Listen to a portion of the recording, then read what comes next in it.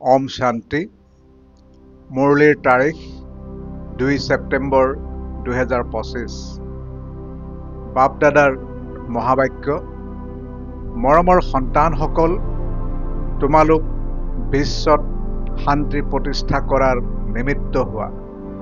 সেইকাৰণে তোমালোক কেতিয়াও অশান্ত হ'ব নালাগে।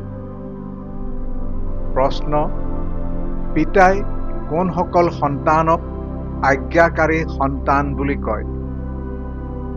উত্তৰ: পিতাৰ যিটো মুখ্য আজ্ঞা যে সন্তানসকল অমৃতবেলা পুৱাতে উঠি পিতাক স্মৰণ কৰা। এইটো মুখ্য আজ্ঞা যিসকলে পালন কৰে, পুৱাতে স্নান আদি কৰি সজীৱ হৈ নিৰ্ধাৰিত সময়ত স্মৃতিৰ যাত্ৰাত থাকে, বাবাই তেওঁলোকক সুসন্তান অথবা আজ্ঞাকাৰী বুলি কয়। তেওঁলোকেই গৈ ৰজা হ'বগৈ।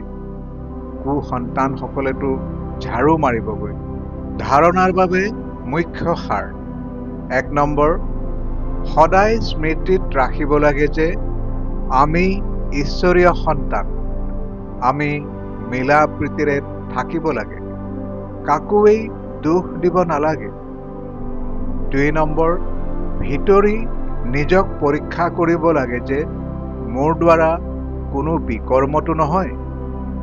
অশান্ত হোৱা বা অশান্তি বিয়পোৱাৰ অভ্যাসটো নাই। বৰদান: পবিত্ৰতাৰ শক্তিৰে সদায় সুখৰ সংসাৰত থাকোঁতা বেগমপুৰৰ বাদশ্বাহ হোৱা। সুখ শান্তিৰ আধাৰ হৈছে পবিত্ৰতা। যিসকল সন্তানে মন, বচন, কৰ্ম তিনিওটাতে পবিত্ৰ হয়, তেওঁলোকেই মহামান্য আৰু পবিত্ৰ। য'ত পবিত্ৰতাৰ শক্তি আছে, ত'ত সুখ শান্তি স্বত আছে। পবিত্ৰতা সুখ শান্তিৰ মাতৃ। পবিত্ৰ আত্মাসকল কেতিয়াও দোষী হ'ব নোৱাৰে। তেওঁলোক বেগমপুৰৰ বাদশ্বাহ হয়। তেওঁলোকৰ মুকুটো অনন্য আৰু আসনো অনন্য। লাইটৰ মুকুট পবিত্ৰতাৰেই চিন।